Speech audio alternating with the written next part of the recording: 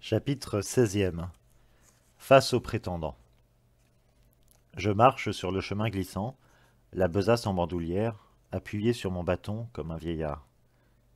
Voici donc le retour triomphant d'un héros à Ithaque, un gueux en haillons, un mendiant qui suit un porcher. Dans le palais, je me mêlerai à la foule, guettant un signe d'Athéna, m'indiquant le moment favorable pour me venger de toutes les trahisons. Feindre, ruser, mentir, endurer, se maîtriser, j'ai appris à le faire pendant 20 ans. Alors je ferai encore semblant de ne pas entendre les insultes, ni de voir les affronts dans mon propre palais. Mais comment rencontrer Pénélope sans que ma voix ne tremble? Comment la regarder sans faiblir? Je n'ai rien oublié d'elle. Son visage, son parfum, ses rires de jeune femme comblés par la naissance d'un fils. Comment m'a-t-elle imaginé pendant une aussi longue absence? En héros, en guerrier, en mari ou en père? Me reconnaîtra-t-elle et m'aimera-t-elle encore? Mais voici sans doute le palais d'Ulysse. Les maisons sont imbriquées les unes dans les autres et la cour est entourée d'une enceinte bien fermée par de lourdes portes. Qui pourrait attaquer une telle forteresse? Mais n'entends-tu pas la lyre des poètes? Et je sens comme une odeur de graisse cuite. On prépare un festin? Va devant, Eumée, rejoindre les prétendants. Je reste ici près de la porte. Étranger, ne traîne pas, on pourrait, en te voyant ainsi dehors, te frapper ou te chasser. Mais j'ai beaucoup souffert à la guerre, comme sur la mer. Je suis résigné. C'est ce ventre-là qui a toujours faim. Il m'oblige à mendier. Allez, va, pars devant. Vieux chien, allons, pousse-toi un peu du chemin. Tu remues la queue pour me faire la fête comme si j'étais ton maître.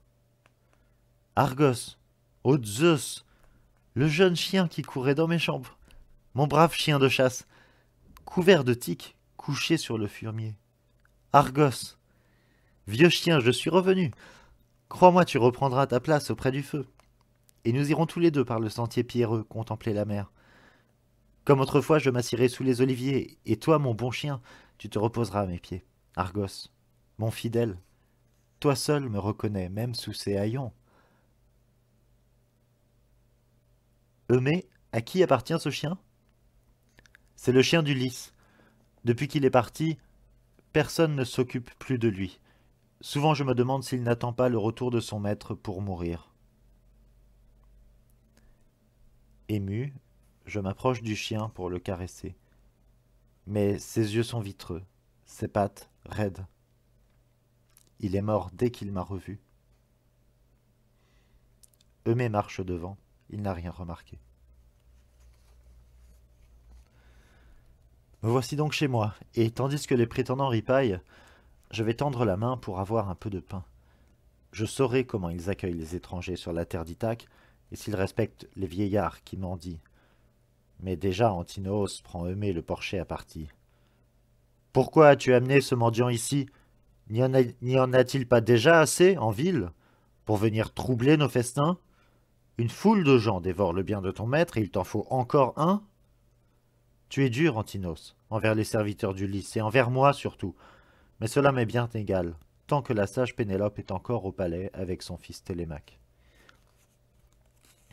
Télémaque prend alors la parole. Tais-toi, mais ne lui réponds pas, tu perds ton temps. Antinos aime exaspérer les gens avec ses propos durs et inciter les autres à l'imiter. Antinos, tu es vraiment un père pour moi. Merci de me conseiller d'expulser ce mendiant de ma salle par la force. Les dieux me préservent d'un tel acte. Mais prends quelque chose sur ma table, et donne-le lui, je ne t'en voudrais pas, je t'y invite même. Ne crains ni mes reproches, ni ceux de ma mère. J'oubliais, tu aimes bien mieux dévorer le bien des autres que de le donner. Aussitôt je me mets à mendier. Tous me donnent qui du pain, qui de la viande, et j'interpelle Antinos. Chez toi, tu n'offrirais pas un grain de sel à un mendiant, toi qui es riche et assis à la table d'un autre? Tu ne sortiras pas d'ici comme cela puisque tu m'insultes. Antinos, furieux, prend un siège sous la table et le lance. Il m'atteint en pleine volée, dans le dos, à l'épaule. Mais je supporte le coup sans broncher. Sur le seuil de la porte, je l'invective encore. Écoutez-moi, prétendant de la reine, si on frappe un homme qui défend ses richesses, un bœuf ou une brebis, ce n'est pas grave. Mais moi, c'est parce que j'ai faim qu'Antinos m'a frappé. S'il y a un Dieu pour les mendiants, que la mort l'emporte. » À ces mots, certains prétendants s'affolent. Antinos, tu n'aurais pas dû brutaliser cet étranger. C'est peut-être un dieu.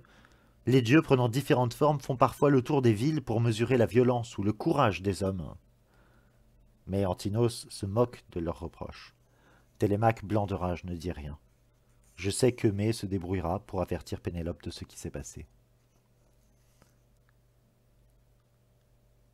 Pénélope, Antinos a frappé un mendiant qui demandait du pain dans la salle. C'est Eumée le porcher qui me l'a rapporté. Que dis-tu, nourrice? Je les hais tous. Antinos, c'est la mort en personne. Demande à Eumée d'accompagner ce mendiant étranger jusqu'ici. Il a peut-être entendu parler d'Ulysse, ou même l'a-t-il vu, car je crois qu'il a beaucoup navigué. Je veux le rencontrer, en tête à tête.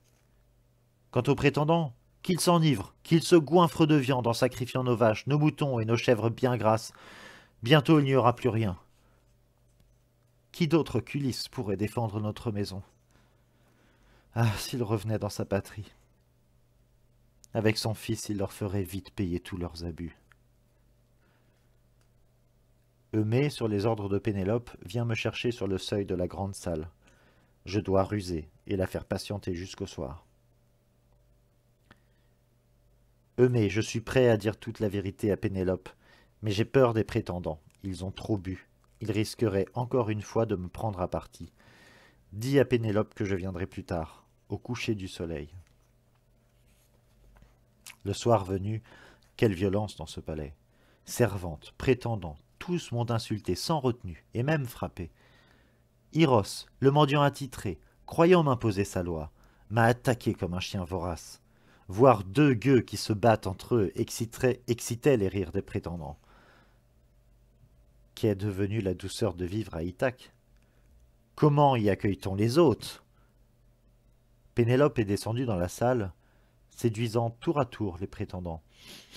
Elle affirmait qu'Ulysse, en partant pour la guerre de Troie, lui avait dit de se marier dès que Télémaque serait un homme, s'il ne revenait pas. Ma femme est rusée, ils vont se déchirer entre eux pour la posséder. Son visage n'a pas changé, ou si peu.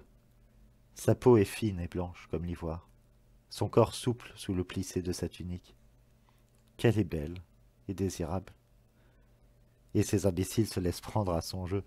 Ils courent lui chercher des présents, croyant déjà coucher avec elle dans mon lit. Et c'est à qui lui offrira les plus belles coupes d'or, les voiles les plus richement brodés, un collier aux perles d'ambre, des boucles d'oreilles. Eurymaque flatte sa beauté, espérant bien être choisie pour les noces. Pénélope, les ayant dupés, encore une fois, se réfugie dans sa chambre à l'étage. Alors, satisfait d'eux-mêmes, ils retournent s'enivrer et danser. « Ils sont odieux, je les hais, je les tuerai tous !» Et puisqu'ils sont rentrés chez eux, maintenant je dois rejoindre Télémaque dans la salle pour cacher les armes, les casques, les lances et les boucliers. Il ne faut pas qu'ils restent à portée de main. Tout est calme. Les servantes sont enfermées dans leur chambre.